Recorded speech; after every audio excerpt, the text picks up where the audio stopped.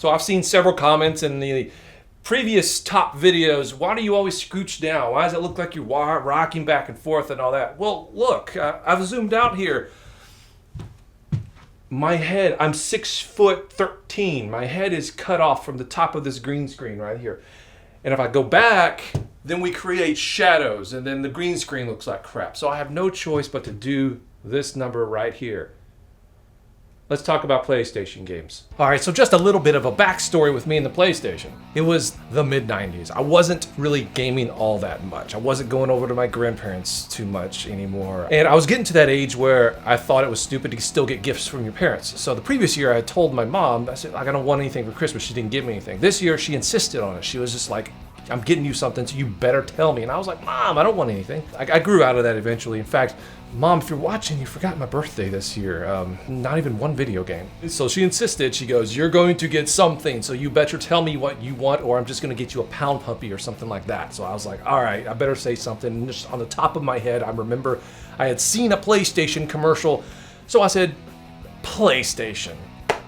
And she got me a PlayStation. It was still a little bit of time before I actually went out and got a game for it. I had just started working at Kroger, my first job, earning enough money to buy a used car, and that was what everything was going towards. So buying a video game those first few months really wasn't in the cards for me, but eventually I did, and I grew to really like the PlayStation. Because the PlayStation just wasn't just my entire life for like the NES and the Super Nintendo for probably 4 to 6 years, my top list is only going to be 10 games because it's just the way it is. So let's get started with that list. At number 10, we have Metal Gear Solid.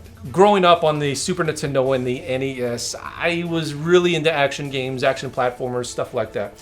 The whole concept of sneaking around was, not something I was used to. But see, here's the thing, like in real life, I loved to sneak around. That was kind of like right up my alley. I would infiltrate the neighbor's backyard while they were in their treehouse, and I was like, they wouldn't allow me in there. And I was pretty good at it. So whenever I found out that Metal Gear was kind of like that, where you're doing all this sneaking around, it was a stealth game, I was intrigued and I ended up renting it, and I really liked it. So it was something different. It was something different, but I liked that little taste of different.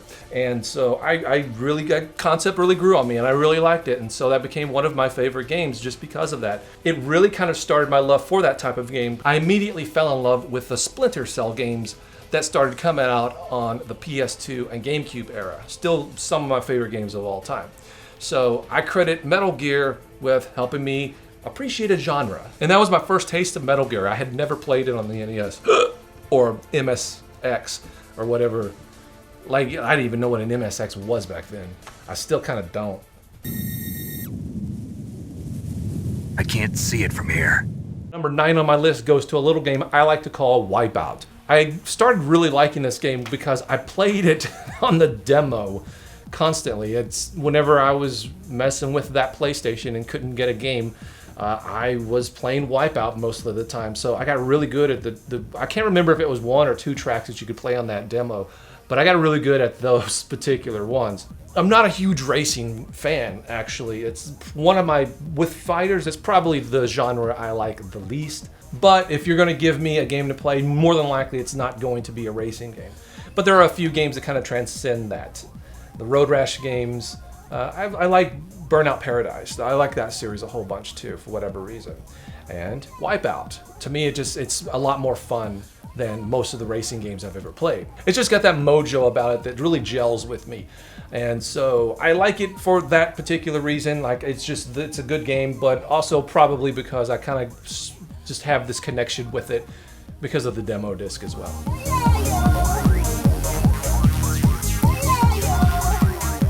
Number 8 on my list is a new addition. This is not a game I ever played back in the day, but from collecting all this stuff that we go out and collect, you come across things that you're thinking like, where was this all my life? And that game for me right now is Heart of Darkness. You play as a kid going out to rescue his dog from aliens. I mean, that just sounds like something you want to play. You don't even know what the game is, you just want to play that, right? Now the thing about this game is that in the era where everything was kind of going 3D, and that's one of the big things that turned me off about going into that generation with N64 and PlayStation, was going into the 3D realm. I didn't like change. I saw that trend coming up in Nintendo Power. I ended my subscription to Nintendo Power and I was like, I'm not getting an N64. I didn't really care too much. I was into the side-scrolling stuff. This is a side-scrolling game. And the thing that's different about it, though, it's got these, I guess you would call them pre-rendered graphics, where they're just, look, I'm not a technical person, all right? But they're like pre-rendered. They look like, almost like Dragon's Lair in a way. But yeah, it's not something I really actually hear people talking about, so I'm kind of wondering, am I the only one that likes this game?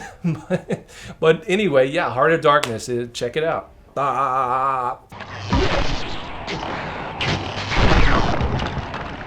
For those of you who watch my Super Nintendo top 20 list, you know how much I love Castlevania and the Castlevania series. Symphony of the Night just completely passed me by. It wasn't until years later that I found out how awesome this game is.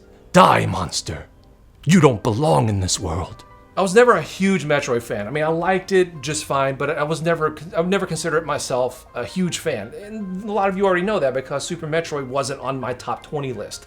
I had never played it back then. I've played it now and I like it, but back then, not so much. And so this game, Symphony of the Night, took Castlevania and kind of merged it with Metroid. Now, while that style I do like, I still prefer the straightforward, just point A to point B, side-scrolling action of the first 4 Castlevania games. Well, first 3 Castlevania games. However, this game still gets on my top 10 list just because of everything about it. And if you played it, you know. Despite it being not the particular format that I like for a Castlevania game, it blows anything in that generation out of the water, except Rondo of Blood maybe on PC Engine, which I actually do like better. But this is a PlayStation list, so this one is going to go on this list.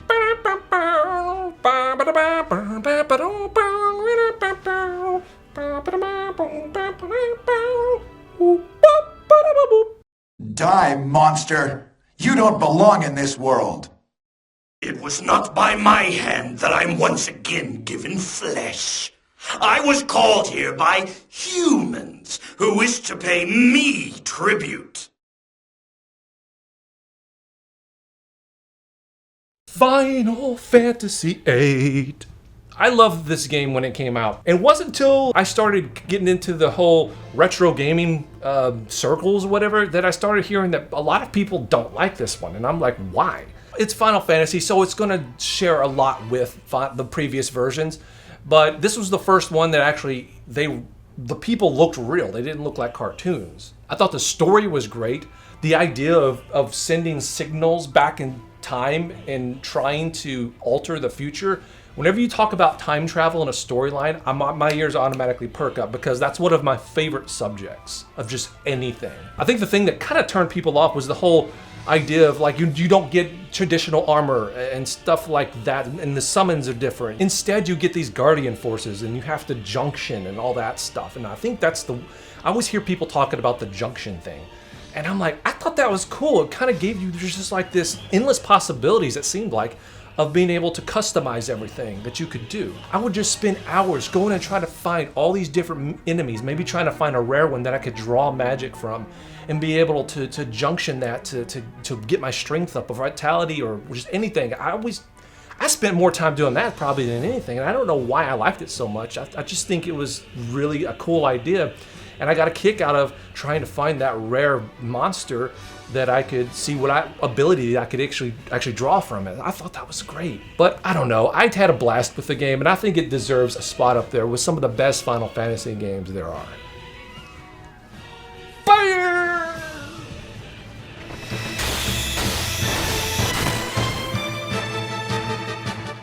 Number 5 is Parasite Eve. When I first popped in Parasite Eve, I was drawn into the atmosphere of the game more than anything else. Opening story drew me in. Just the visuals of the game, the graphics looked really good. But when I got a chance to actually start playing it, I didn't like it too much. I just didn't get a feel or love for the combat at first. It took about an hour of me actually getting into it before I was like, okay, I'm starting to really get the hang of this, and I'm starting to kind of actually dig it as well. There's an intangible that some games have that I'm just drawn to, and I'm not exactly sure why. Now, I know this is a good game, a lot of people like it, but I don't know if they like it for the same reasons I do. For me, a lot of what really gets me into a game is if I'm transported into that world. This game really kind of transported me into that world. It's just mesmerizing in a way, just walking in the snow and just hearing the snow crunch underneath your feet, the eerie music that it has. It's really, really atmospheric, and I keep coming back to that word atmospheric, but I think that kind of goes back to what I was saying. Sometimes there's just something, this intangible that's in a game that I just absolutely love, and I think a lot of that may actually have to do with the atmosphere. If I'm drawn into the atmosphere of the game, I'm a lot more likely to get into that game and want to play it. And this game just did that to me. Now granted, it took a little bit of a while to get to that point. I was drawn to it. The combat turned me off a little bit, but then I've started getting better at the combat, and then I came back around to being drawn back into it again. Number 4 on the list is on my list just from sheer fun factor. I'm not sure how good of a game it really is, but I think I had a blast with this game more than probably a lot actually. I mean, just from sheer fun. Than a lot on this list maybe. And that's Tony Hawk 2. This is another one of those games when I first started playing it, I was iffy about it. I just didn't really give it that much of a chance. But I had been over a family member's house, and my cousin, not Chris, another cousin, had it on a portable system, and I started playing it, and then I was so bored that I forced myself to actually sit down and play a lot more. And I was like, okay, this is actually pretty cool. Just trying to do all these different tricks, and it's another kind of a score-based game. You're trying to get the highest scores possible, which kind of died out in the Atari era, but this gives you a lot more incentive. And you're also trying to get all the different items, collect all the different things in the stages. So, so you have to get to different heights and get to different places, and you have to be able to do certain tricks to get to them. So that aspect just really kept me motivated and interested in doing the same stage like over and over and over again. And it's one of those games where despite doing the same thing over and over and over again, for whatever reason, you don't get bored. At least I never got bored with it, because I'm always trying to perfect the tricks and see if I can get to that area that I haven't ever been able to get to before. It's just fun.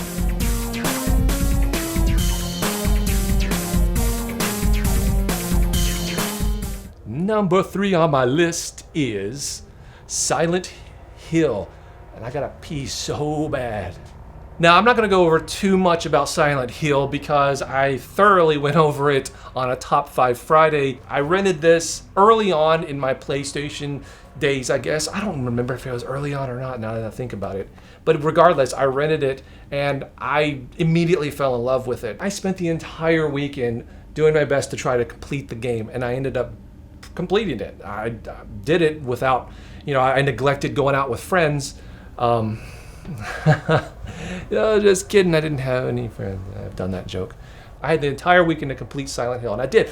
But I actually did have help, and that was the internet. This was, I believe, it was at least the first time I could remember ever going online, finding somewhat of a walkthrough, and then printing it out, and then going into the bedroom and using that. So Silent Hill is in the books for me for being the first time I got a walkthrough on the internet. So that's a thing. Very, very early on. Very early on. I'm sure there were a lot of GIFs and kind of really bad animation on the site whenever I went to it, but I don't remember exactly.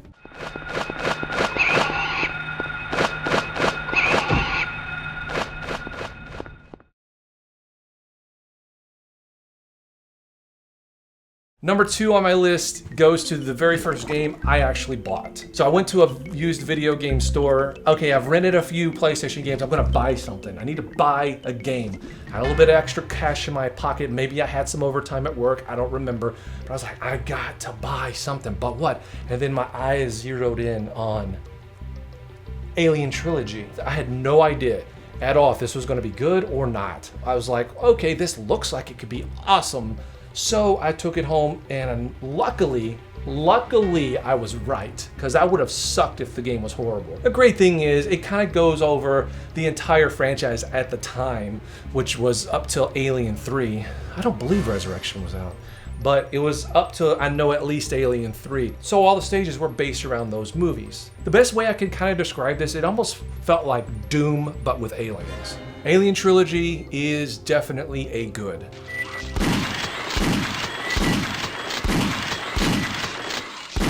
Final Fantasy VII. It's so overrated. I don't care. It's the game that I spent the most time on PlayStation. And when I say I spent the most time on this game, I spent the most time on this game. I went through it twice and got as much as I possibly could through each time. This was my first ever. A lot of people I know are going to say the same thing, but it is what it is. This was my very first experience with a turn-based RPG. I didn't know what to expect. I know I'd seen all the different commercials for it, seen that there was just so much hype for this thing, so I figured, why not? I'll take the plunge. If everybody's going this crazy about it, it's got to be amazing, right? So I went and I rented it, and I was amazed by it. I could not believe how awesome this game was, and I got used to the combat just like that. And to me, it just felt great. It was just, it didn't turn me off like I thought it was going to. And I played it and I played it and I played it until I actually had to return it. But I ended up, I think a couple of weeks later, saving up some money and going and buying it. When I did bring it home, I didn't even start from the save that I had created. I completely just restarted and started an entirely new game because that's how much I liked it. I wanted to start it from the beginning and go all the way through. This game was just so huge. I'd never played a game this huge before at all. Just the fact that you could go to all these different places and all these different areas and explore, I'd never experienced something of that magnitude before. I was obsessed with getting all the summons because just being in battle and seeing Behemoth just blow someone away with fire breath, it was some of the coolest things I'd ever seen in gaming. And so I was obsessed with getting all the different summons so I could see all the different animations. Yeah, that was hard because who in their right mind would have known how to get the Knights of Round without a little help? How would you ever know how to breed those chocobos in a way to get that black chocobo to be able to get the Knights of the Round? There's no way anybody could ever just figure that out on their own. You had to have a guide. And now that I'm literally thinking about this right now, I had previously said that I had used the internet for the first time on Silent Hill, but now that I'm thinking about it, no, that's actually inaccurate. This game was the first one. Because there's just it's too big. You have to have some sort of help, knowing where to get certain things. Like I remember downloading how to breed the black chocobo to get the Knights of the Round. And so, yeah, that was the first time I've used the internet for a game hint.